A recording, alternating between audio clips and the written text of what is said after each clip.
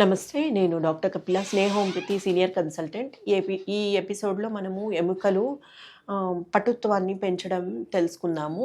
సాధారణంగా మనకి ఇంటికి పునాదులు ఎంత ముఖ్యమో, మన శరీరానికి ఎముకలు ఒక పునాది లాంటివి.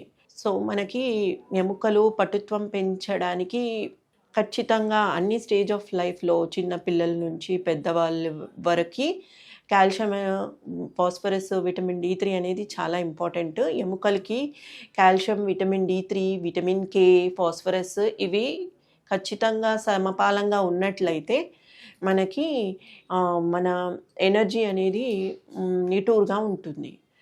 రోజువారీ మనము పాలు ఖచ్చితంగా తీసుకోవాలి. ఒక గ్లాసెడు పాలు తీసుకోవాలి. మరియు వారానికి 2 సార్ల చేపల్లో సాల్మన్, ట్యూనా ఫిష్ తీసుకున్నట్లయితే మనకి వైటమిన్ ఈ, వైటమిన్ డి సమపాలంగా అందుతుంది. బాదాం, పిస్తా, కాజు అలాంటివి రోజు పిల్లలకి, పెద్దవాళ్ళకి అందరూ ఒక గుప్పెడు తీసుకోవాలి. మరియు రోజు కోడిగుడ్డు బాయిల్ చేసుకొని తీసుకున్నట్లయితే వైటమిన్ డి సమపాలంగా అందుతుంది. కాయగూరల్లో బ్రోకలీ, ఫాస్ఫరస్, కాల్షియం ఎక్కువ ఉంటుంది. ఇంకా నువ్వులు అలాంటి, బాదాం అలాంటి ఎక్కువ మోతాదులో తీసుకుంటూ ఉండాలి. లీఫీ వెజిటేబుల్స్లో పాలకూర, మేతికూర, తోటకూర కాల్షియం ఎక్కువగా ఉంటుంది కాబట్టి మనం ఎక్కువ కన్జ్యూమ్ చేయాలి. దాంతోపాటు మనము ఖచ్చితంగా వ్యాయామం చేస్తూ ఉండాలి. మనకి మూమెంట్స్, జాయింట్స్ వేళ్ళల్లో, కాళ్ళల్లో కదుపుతూ ఉండాలి. కదుపుతూ ఉన్నట్లయితే పటుత్వము, బోన్ డెన్సిటీ అనేది పెరుగుతుంది. మనం అది వాకింగే కావచ్చు, జాగింగే అవ్వచ్చు, రెగ్యులర్ ఎక్సర్సైజే అవ్వచ్చు, లేదా డ్యాన్స్ ఇష్టం ఉన్న వాళ్ళు డ్యాన్స్ చేయొచ్చు. వెయిట్ లిఫ్టింగ్ ఇష్టం ఉన్న వాళ్ళు వెయిట్ లిఫ్టింగ్ చేసుకున్నట్లయితే బోన్ డెన్సిటీ అనేది పెరుగుతుంది. సన్ రైజ్లో మన శరీరాన్ని ఎక్స్పోజ్ చేయాలి. అంటే మీకు అనుకూలమైన సమయము కొద్ది నిమిషాలు కానీ, 20 నిమిషాలు కానీ ఖచ్చితంగా మన దినచర్యలో పెట్టుకున్నట్లయితే విటమిన్ డి3 న్యాచురల్గా మన శరీరానికి అంది ఎముకలకి ఇంకుతుంది.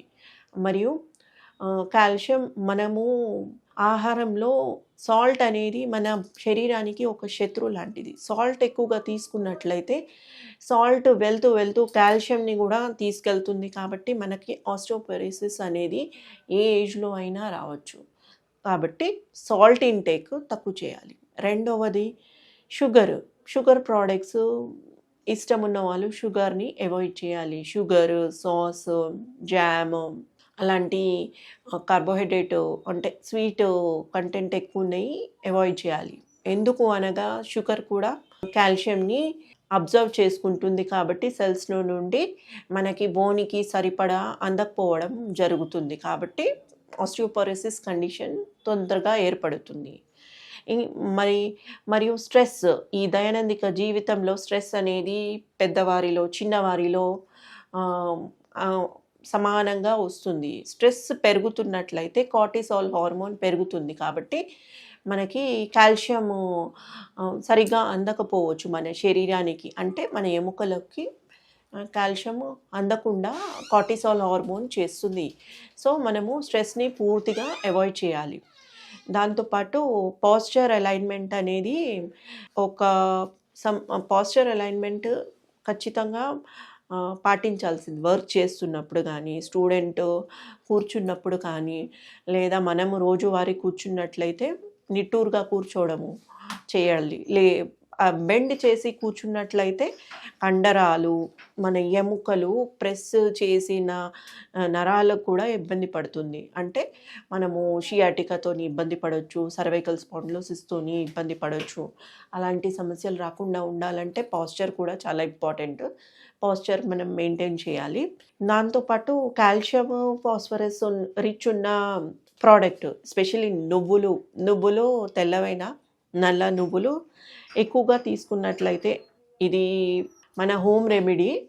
నువ్వులు రోజువారీ 2 చెంచాలు ఏ సమయంలో అయినా డ్రైగా తీసుకున్నట్లయితే మనకి ఫాస్ఫరస్, కాల్షియం, విటమిన్ డి3 అన్నీ సమపాలంగా అందుతాయి. సో అది రోజుగా దినచర్యలో పెట్టుకోవాల్సిందే మనము. ఫాస్ఫరస్కి బాదాము, ఫాస్ఫరస్ ఎక్కువ మోతాదులో కావాలి అంటే బాదం, చేపలు, నువ్వులు, టోఫీ ఎక్కువగా తీసుకున్నట్లయితే ఫాస్ఫరస్ అందుతుంది. ఫాస్ఫరస్ ఎందుకు అంటే ఫాస్ఫరస్ మనకి ఈ బాడీలో నుంచి, రక్తంలో నుంచి కాల్షియంని తీసుకోవడంలో సహాయపడుతుంది. చాలా ముఖ్యమైనది విటమిన్ కే. చాలా అతి ముఖ్యమైనది మనకి వైటమిన్ కే. వైటమిన్ కే పాలకూరలో, పొనగంటి కూరలో, మేతి కూరలో ఎక్కువగా ఉంటుంది. సో మనము నువ్వుల్లో ఎక్కువగా ఉంటుంది కాబట్టి వైటమిన్ కే తీసుకున్నట్లయితే రక్తంలో మనకి కాల్షియము ఎంత అబ్జర్వ్ చేయాలి అనేది స్టెబిలిటీగా మెయింటైన్ చేస్తుంది. సో వైటమిన్ కే కూడా చాలా ఇంపార్టెంట్ మన ఎముకల స్ట్రెంగ్త్ని పెంచడానికి. ఇంకా చిట్కాలో చూసుకున్నట్లయితే తమలపాకు రసం చాలా బాగా పనిచేస్తుంది. తమలపాకు రసము మనకి calcium absorption, phosphorus, vitamin K మనం తీసుకున్న ఆహారంలో అబ్జర్ప్షన్ అనేది చాలా ఇంపార్టెంట్. కొంతమందికి మాల్ అబ్జర్ప్షన్ ప్రాబ్లం ఎక్కువగా ఉంటుంది. సో తమలపాకు రసం మన బాడీలో అబ్జర్ప్షన్ని ఎన్హాన్స్ చేస్తుంది. తమలపాకు రసంలో కొద్దిగా వాము పొడి వేసుకొని తీసుకున్నట్లయితే అబ్జార్ప్షన్ అంటే డైజెషన్ అనేది ఎన్హాన్స్ చేస్తుంటుంది. కాబట్టి మనకి calcium, vitamin K, phosphorus, vitamin D three సమపాలంగా ఎముకలకి అందుతుంది. సో ఎముకలు పటుత్వం పెంచుతుంది. సో ఈ ప్రాబ్లం ఈజీగా విరగకుండా, ఫ్రాక్చర్స్ అవ్వకుండా, నర్వ్స్ కంప్రెషన్ అవ్వకుండా మనకి సహాయపడుతుంది. ధన్యవాదాలు.